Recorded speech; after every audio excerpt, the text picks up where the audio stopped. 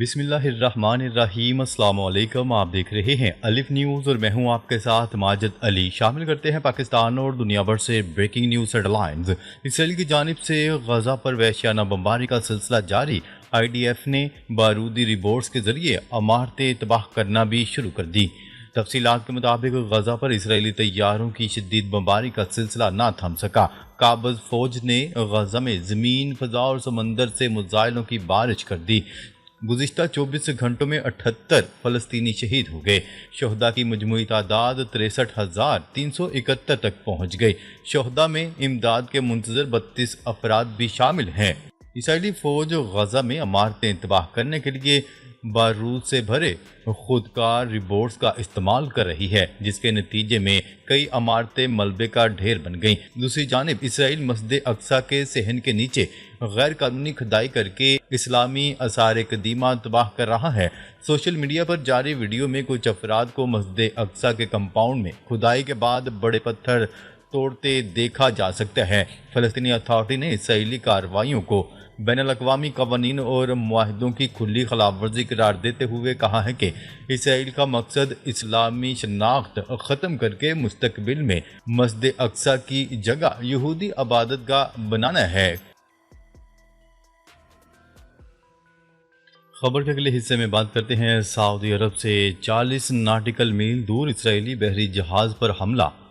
برطانوی میری time agency کے مطابق بحری جہاز کا تمام عملہ محفوظ ہے اور جہاز اپنی منزل کی طرف سفر جاری رکھے ہوئے ہے۔ برطانوی سیکیورٹی فورم کے مطابق جہاز پر لائبیریا کا پرچم لگا ہوا ہے اور یہ جہاز اسرائیل کی ملکیت ہے۔ برطانوی میری ٹائم ایجنسی کے مطابق متاثرہ جہاز حوثیوں کے ممکنہ اہداف کی فہرست میں شامل تھا۔ خبر کے اگلے حصے میں بات کرتے ہیں بیرون ملک مقیم حماس قیادت تک بھی پہنچیں گے۔ اسرائیلی آرمی چیف کی دھمکی۔ اسرائیلی فوج کے سربراہ کی ناردرن کمانڈ مرکز میں خطاب کرتے ہوئے کہا کہ غزہ میں حماس کے عسکری ونگ کے ترجمان ابو عبیدہ کو نشانہ بنایا، لیکن یہ اختتام نہیں ہے۔ اسرائیلی آرمی چیف نے کہا ہے کہ حماس کی بیشتر قیادت بیرون ملک مقیم ہے، ان تک بھی پہنچیں گے۔ خیال رہے کہ سماجی رابطے کی ویب سائٹ کے پلیٹ فارم ایکس پر اسرائیلی وزیر دفاع اسرائیل کاٹس نے دعویٰ کیا ہے کہ غزہ میں ہفتے کے روز ہونے والے اسرائیلی حملے میں فلسطینی مزاحمتی تنظیم حماس کے عسکری ونگ القسام بریگیڈ کے ترجمان ابو عبیدہ شہید ہو گئے۔ اس سے قبل آج اسرائیلی وزیر اعظم نیتن یاہو نے بھی کہا تھا کہ اسرائیل نے ابو عبیدہ کو نشانہ بنایا، تاہم حملے میں ابو عبیدہ کی شہادت کی تصدیق کی جا رہی ہے۔ خیال رہے کہ اسرائیلی میڈیا کی جانب سے گزشتہ روز سے ابو عبیدہ کی شہادت کا دعویٰ کیا جا رہا ہے، تاہم اسرائیلی وزیر دفاع کا بیان اس حوالے سے اسرائیل کا پہلا باضابطہ بیان ہے۔ حماس کی جانب سے تاحال اسرائیلی دعوے پر کوئی رد عمل سامنے نہیں آیا۔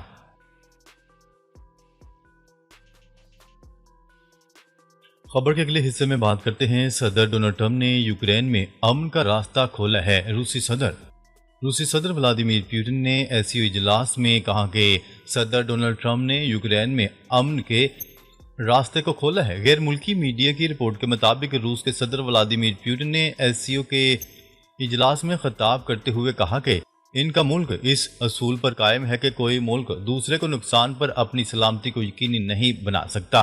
روسی صدر ولادیمیر پوٹن نے یوکرین کے بحران پر تبصرہ کرتے ہوئے کہا کہ یوکرین میں بحران حملے سے نہیں بلکہ یوکرین میں مغربی اتحادیوں کی حمایت یافتہ بغاوت سے ہوا۔ ان کا کہنا تھا کہ مغرب کی یوکرین کو نیٹو میں شامل کرنے کی کوششیں یوکرین بحران کی وجوہات میں سے ایک ہے۔ روسی صدر ولادیمیر پوٹن نے کہا کہ یوکرین میں بحران کی بنیادی وجوہات کو حل کرنا اور سیکیورٹی کا توازن قائم کرنا ضروری ہے۔ روسی صدر ولادیمیر پوٹن نے چینی صدر اور دیگر رہنماؤں کے ساتھ الاسکا میں امریکی صدر ڈونلڈ ٹرمپ کے ساتھ سمٹ کے نتائج پر گفتگو کی۔ انہوں نے مزید کہا کہ امریکہ کے ساتھ الاسکا سمٹ میں سمجھوتے طے پائے ہیں اور امریکی صدر نے یوکرین میں امن کے لیے راستہ کھولا ہے۔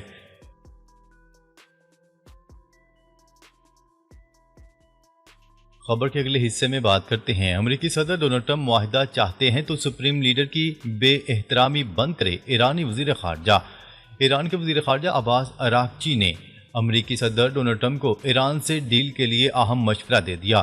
ایرانی وزیر خارجہ عباس اراغچی نے سوشل میڈیا پر جاری بیان میں کہا کہ اگر صدر ڈونلڈ ٹرمپ ایران سے ڈیل میں واقعی سنجیدہ ہیں تو ایران کے سپریم لیڈر آیت اللہ خامنائی کے لیے بے احترامی اور ناقابل قبول لہجہ ختم کر دیں۔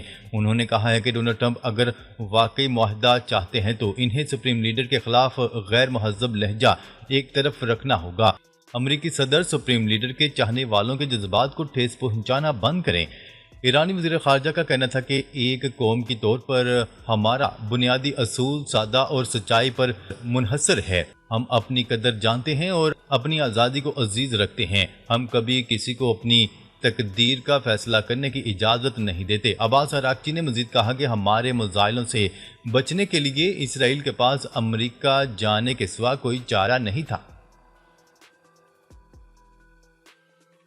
خبر کے اگلے حصے میں بات کرتے ہیں افغانستان میں قیامت خیز زلزلہ، 600 سے زائد جاں بحق، سینکڑوں زخمی، کئی گاؤں صفحہ ہستی سے مٹ گئے۔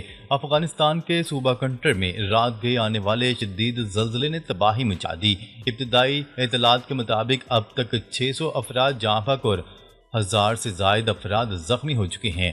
افغان میڈیا کی رپورٹ کے مطابق زلزلے کا مرکز جلال آباد شہر میں 8 کلومیٹر زیر زمین تھا، جس کی شدت 6 ریکارڈ کی گئی۔ زلزلے کے بعد مزید 5 آفٹر شاکس بھی محسوس کیے گئے، جن کی شدت 4.3 سے 5.2 کے درمیان رہی۔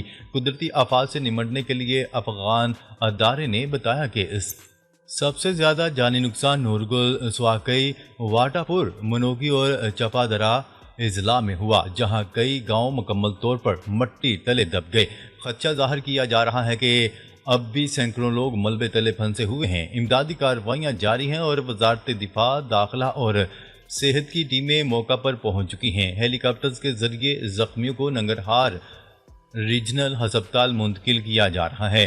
اسلامی امارات افغانستان کے ترجمان ذبیح اللہ مجاہد نے تمام حکام کو ہدایت دی ہے کہ متاثرین کی جانیں بچانے کے لیے اپنی تمام تر صلاحیتیں بروئے کار لائی جائیں۔ زلزلے کے جھٹکے ننگرہار، لغمان، کابل اور خیبر پختونخوا کے بعض علاقوں میں بھی محسوس کیے گئے۔ خبر کے اگلے حصے میں بات کرتے ہیں بھوک سے دوچار فلسطینیوں تک خوراک پہنچانے کا مشن۔ اسپین سے امدادی کشتیاں غزہ کے لیے روانہ۔ اسپین کے شہر بارسلونا کی بندرگاہ سے غزہ کے لیے امدادی کشتیوں پر مشتمل فلوٹیلا روانہ ہو گیا۔ ان امدادی کشتیوں کا ہدف 7 سے 8 دنوں میں غزہ تک امداد پہنچانا ہے۔ سمندری راستے سے غزہ تک امدادی سامان پہنچانے کی یہ سب سے بڑی اور تیسری کوشش ہے۔ بارسلونا کی بندرگاہ پر غزہ جانے والی کشتیوں کو روانہ کرنے کے لیے ہزاروں افراد جمع ہوئے۔ ان امدادی کشتیوں میں مشہور ماحولیاتی کارکن گریتا تھمبرگ دیگر انسانی حقوق کے رہنماؤں اور کارکنوں کے ساتھ سوار ہے۔ اتوار کو مقامی وقت کے مطابق دوپہر 3:30 پر کشتیاں روانہ ہوئیں تو بڑی تعداد میں کارکنان رضاکاران موجود تھے۔ فلسطینی پرچم تھامے لوگوں نے فلسطین کی آزادی اور غزہ میں نسل کشی کے خلاف نعرے لگائے۔ اس قافلے میں دیگر ممالک سے بھی امدادی کشتیاں شامل ہوں گی۔ مجموعی طور پر 50 کشتیاں اس مشن کا حصہ ہیں۔ روانگی سے قبل معروف سویڈش کارکن گریتا تھمبرگ اور دیگر شخصیات نے اسرائیل کی فلسطینیوں کے خلاف کارروائیوں کو نسل کشی قرار دیتے ہوئے عالمی برادری پر زور دیا کہ وہ بین الاقوامی قوانین کے تحت اپنے فرائض پورے کریں۔ خبر کے اگلے حصے میں بات کرتے ہیں چینی صدر نے ایس سی او ترقیاتی بینک کے قیام کی تجویز دے دی۔